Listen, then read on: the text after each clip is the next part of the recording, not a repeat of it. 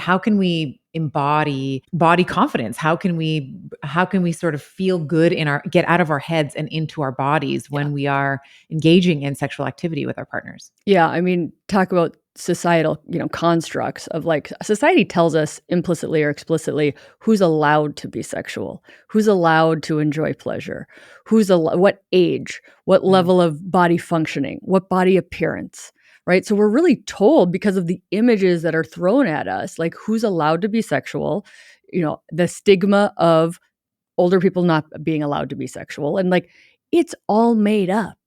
It is all advertising, right? And really understanding, I love the body work and the body image stuff because so much of sex and being able to orgasm is really a letting go of thoughts.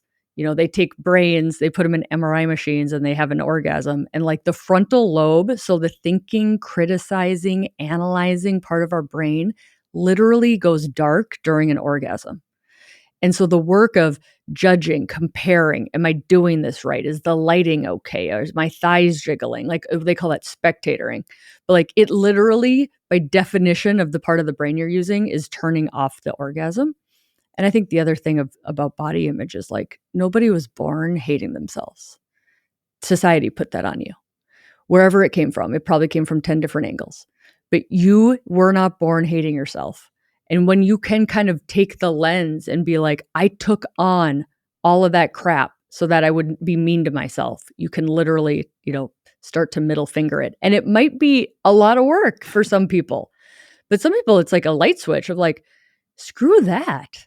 Like, I was not born hating this body. Let's go back to radical self acceptance. The Body is Not an Apology by Sonia Renee Taylor is an Ooh, amazing book what a because title. she's like, we're all just trying to be neutral, right? Like, let's just get neutral about our body. And she's like, how about we go radical self love? Like, maybe neutral's not enough, There is a And I was just quote like, like that. There's a oh, quote that's like self-defined, like loving yourself is an act of I don't know who said it, but it's something like loving yourself is a radical act of defiance in, yeah. today's Yeah, world. I I'll just find saw the something quote. Yeah. exactly. It was something that was like, if women decided today that they were enough and lovable as they were, like industries would crumble. That's right. The luxury goods industry would crumble. Yes. Yeah. Makeup, Yeah. all the things. Yeah, yeah, Totally. totally. That's good. And you talk a little bit about this in the book in the beginning, which I really appreciated for it to be put in the beginning, because I think in order to have a conversation around good sex, you do need to address the elephant, so to speak, in the room, which is like perfectionism. And there's so many women, my Betties, we like our audience, we lovingly call them our Betties who listen to the Better podcast, but our Betties, those perfectionistic, those very high achieving, very, achievement oriented Mhm. women who have taken on, who like to control everything in their lives and like to be able to predict, go through the algorithm, predict the outcome. That is wrecking havoc on your sex life because you are not able to enjoy, and as you're saying, like sort of fully sink into your body, turn the PFC, turn the prefrontal cortex, let it go dark so that you can actually get into the sensation, the somatic experience that sex might offer. Yeah. It's um really a place where time doesn't exist, right? Like it has to yeah. be it's this is all like deep brain pleasure stuff of like you're not keeping track of time. And if you are, then you're not enjoying the pleasure. Gosh, The other yeah. thing about sex, which is so funny, of like it's supposed to be one of the most enjoyable, pleasurable things, right? Especially like we've got a lot of things that compete with dopamine now, but like 100 years ago, from eternity, sex was like as good as enjoyment got. And we're always trying to rush it. We're like, how fast should it take? How long should this take? And it's like we don't try to rush through like a nice meal. We don't try to rush through your favorite TV show. Like, we can't even enjoy the pleasure without, like, trying to make it go faster. It's very bizarre. That's actually a very interesting observation. Let's just explore that for a moment, because I think that I've actually, just in the spirit of truth, and honesty and all of that, for my Betties to hopefully relate to me, or maybe I'm just going to make a fool of myself, but whatever. Sometimes, it takes a little bit longer, Mhm. right? And you could, like, I have had those. I'm like, oh my God, it's been like 15, 20 minutes. It's like, isn't that long? Isn't he getting tired? Like, is all of those different things. So where does that come from?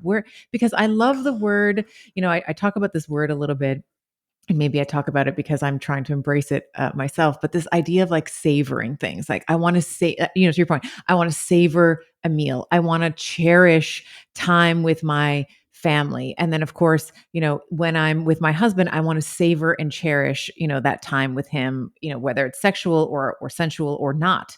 So where does this urgency for time come from, especially when it's with respect to the female orgasm? Yeah, no, it's crazy. I mean, I think it's part of society's just like time scarcity stress. Like I can sell stuff to you if I make you feel pressured, right? Right, Like right. there's something to society and overscheduling. And like look at our world. There's so many interesting things, right? If you literally don't be like limit you're going to be overstrapped all the time. You can literally not sleep now because there's electricity and screens and like it's And crazy Netflix and and Netflix. And yeah, so, yeah. like, you literally have to we live in a society that's going to over stress you and over schedule you unless you're very intentional about it. And I think sex just takes it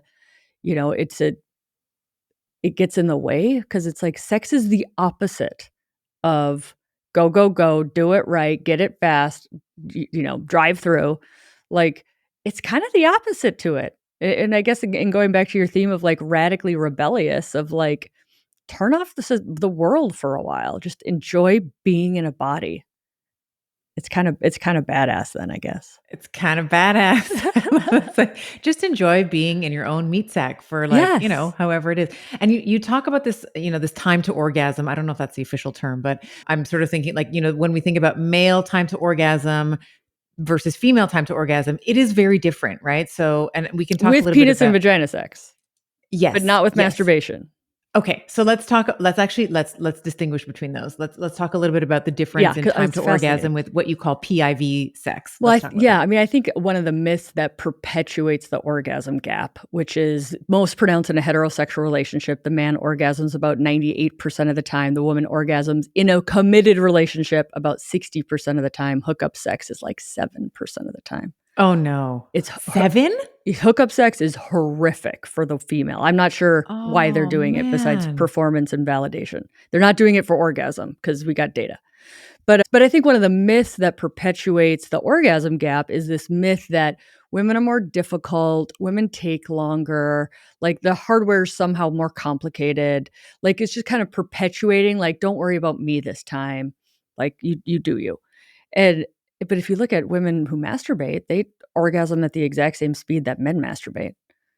So it's like the amazing myth buster of like, nah, the hardware seems to work when you know how to work the hardware. But when you are in a heterosexual relationship and prioritizing PIV sex, which is penis and vagina, that is like the best way for a man to have an orgasm.